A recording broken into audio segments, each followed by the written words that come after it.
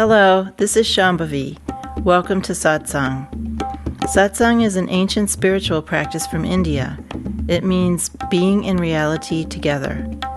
I give Satsang live every Wednesday and Sunday night in Portland, Maine. This Dharma talk was recorded during one of our Wednesday night gatherings. Please visit jayakula.org to learn more about the teachings.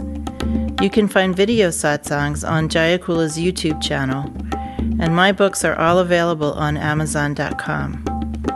Much love to you, wherever and however you are.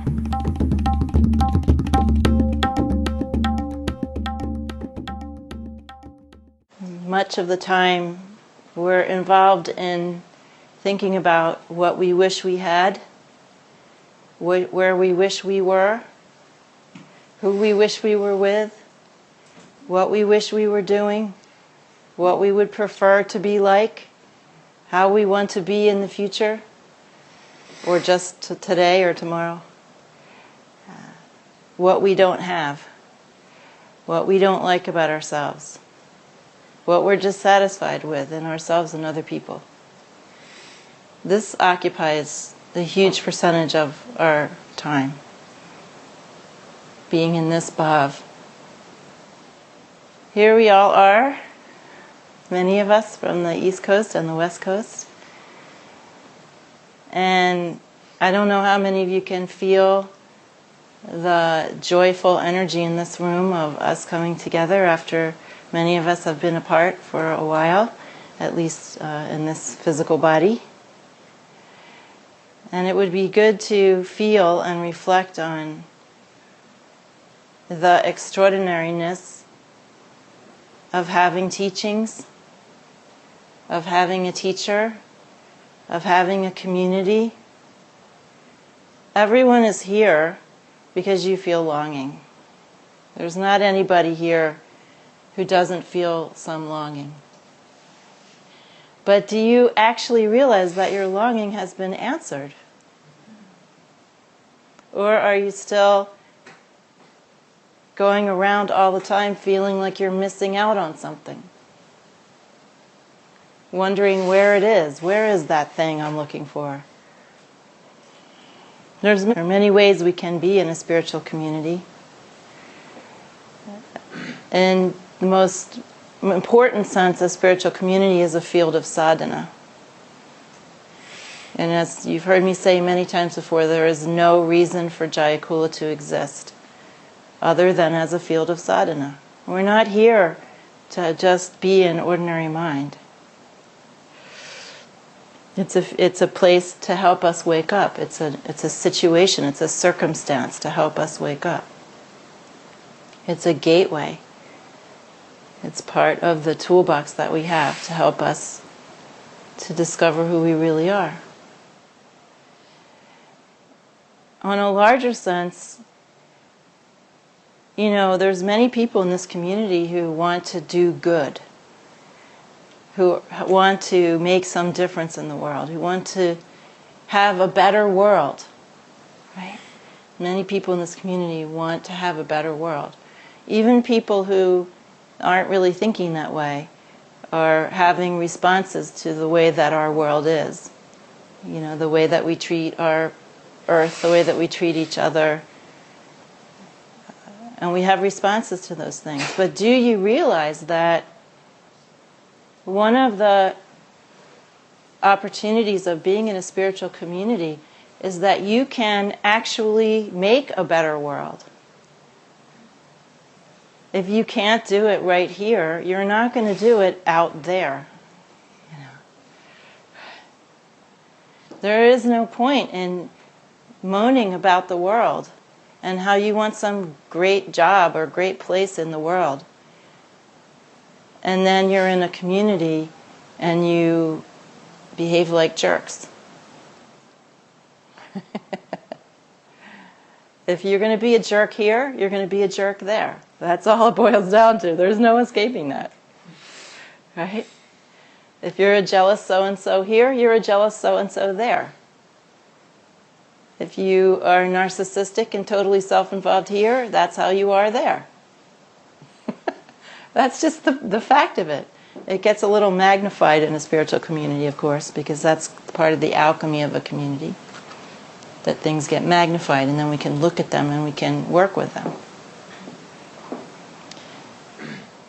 So I'd just like everybody who's been in this community, and if you've even been in any community, or maybe you have another community now, to just reflect on the extraordinariness of this opportunity.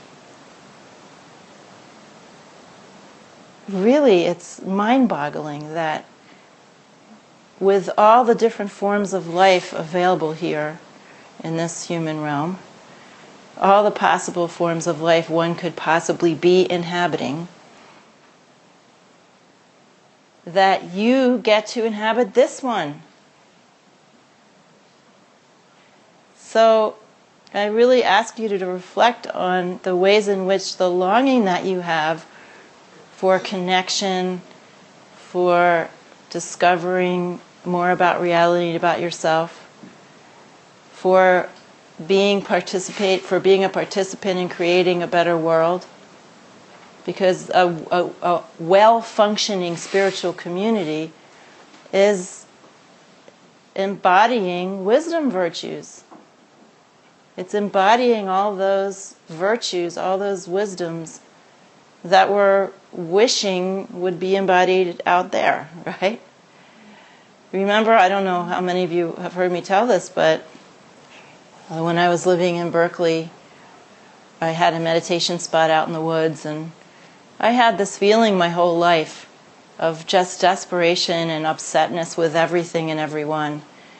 Why wasn't the world different? Why don't people treat each other better? Why is everyone so unkind? Why are we destroying things?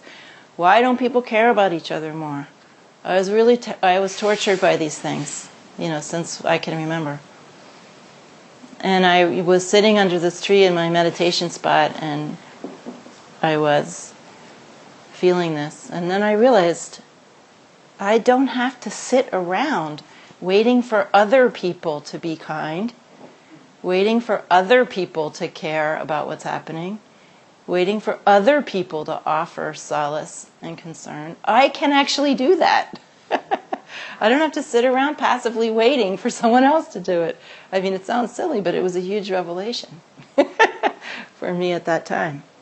And a spiritual community gives us that opportunity to not sit around waiting or to not sit around complaining about how things are.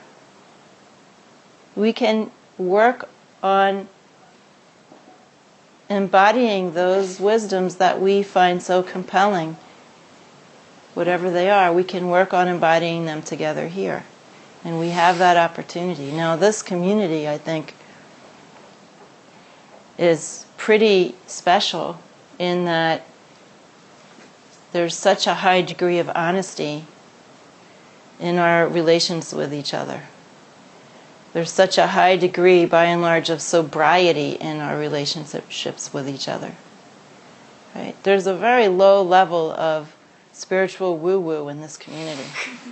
And I pat myself on the back for that. I take some credit for that. Because I just cannot tolerate that kind of thing. And when there's a very low level of spiritual woo-woo, that means that people can get down to the business of actually seeing what our real situation is and working with it.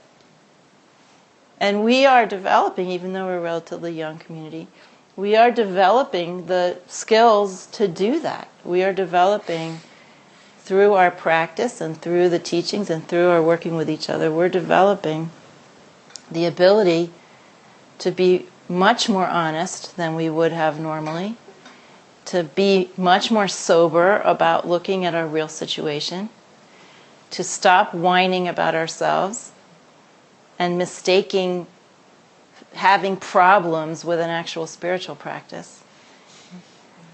Whining about our problems is not a spiritual practice. Turns out.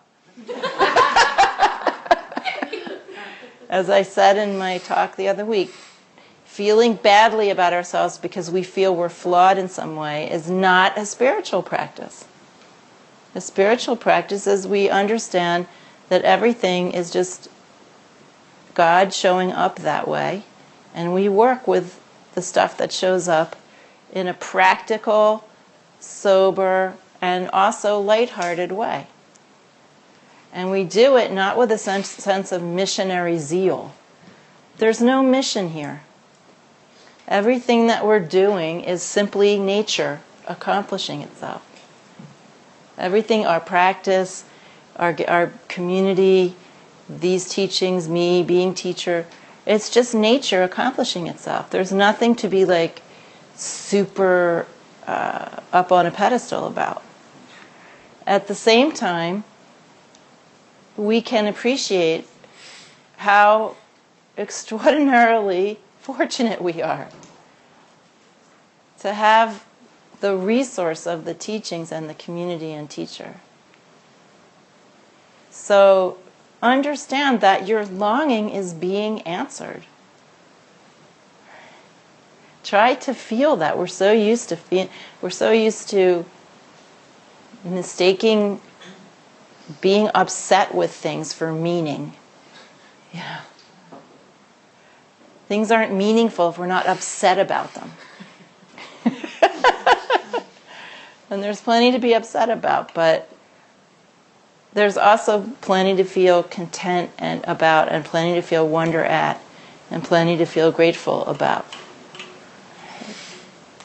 So if this community and these teachings and this teacher, if you recognize, and you don't have to recognize this, I'm just saying if you do, if it happens to be your situation, that you recognize this circumstance with these people and these teachings as something that answers your deepest yearning,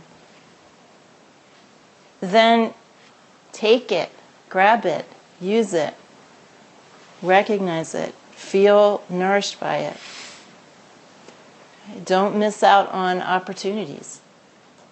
While you're worrying about yourself, while you're thinking, what about this and what about that, and opportunity is passing you by. We have people in this community, almost everyone, doing an hour of practice a day, and some people doing 2 or 3 or 4 hours of practice a day. A big percentage of the community is doing that. Do you know how extraordinary that is? Have you been in other spiritual communities? There's like 3 people actually practicing. And the rest of them are just talking about it.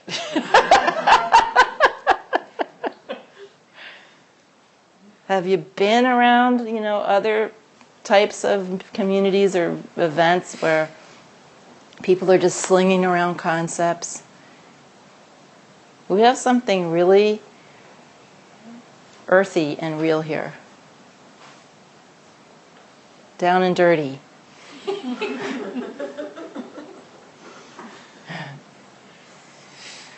So, we should respect this circumstance and grab it and use it. If it speaks to you, that's what you should do. If it doesn't speak to you, no worries. Stick around as long as you want, leave whenever you want. No problem whatsoever. I'm happy when anyone gets anything out of it. I don't care. You don't have to do anything special for me. I'm actually fine.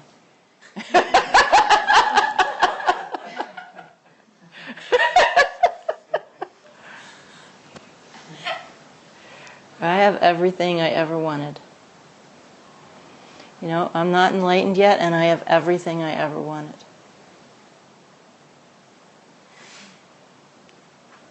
And I just want to say, you all have a lot more that you've always wanted than maybe you allow yourself to recognize.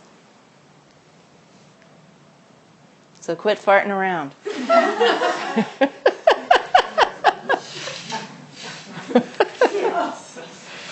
Right? When life gives you what you have always wanted, and then you go, maybe I'll watch another episode of Battlestar Galactica before I pay attention to that. Maybe I'll smoke another doobie before I pay attention to that. Maybe I'll just, act out and be in my fixation for just a few more days before I pay any attention to that.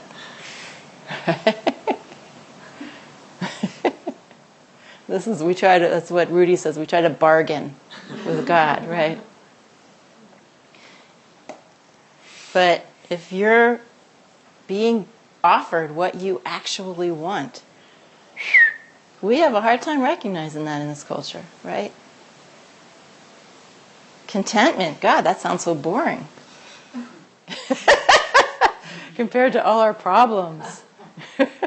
Our problems are dramatic. Our decisions, oh my God. People are so worked up over decisions.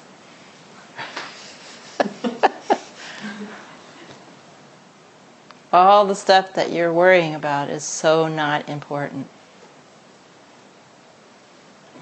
It's just your attempt to create meaning. That's how you've been trained by our psychologistic culture. But it's such a booby prize. There's no meaning. There's no importance. And there's really no self-importance.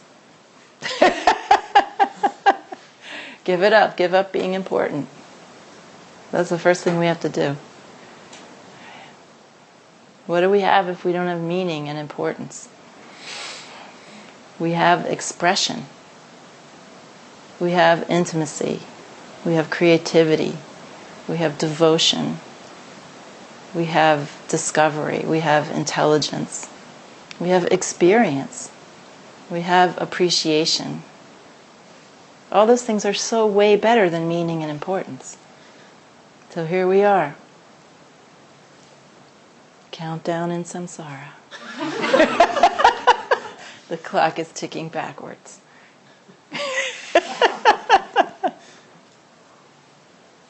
And we're going to go on a beautiful retreat together, a lot of us.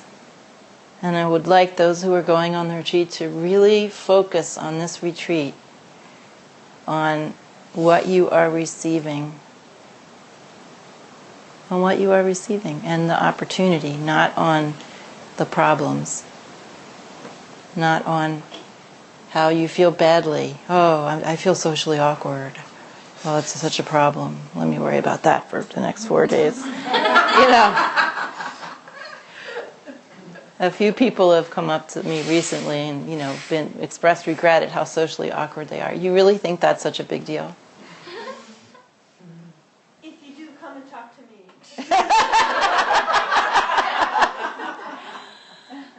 There's a lot worse things than being socially awkward. Go ahead, be socially awkward. Who cares?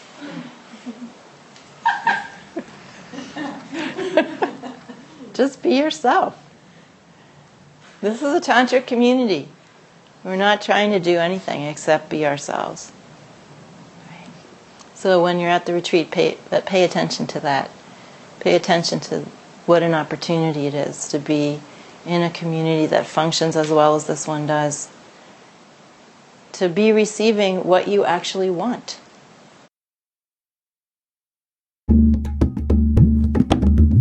Jayakula is a nonprofit community offering opportunities to learn and practice in the direct realization traditions of Trika Shaivism and Dzogchen. We are based in Portland, Maine and Portland, Oregon.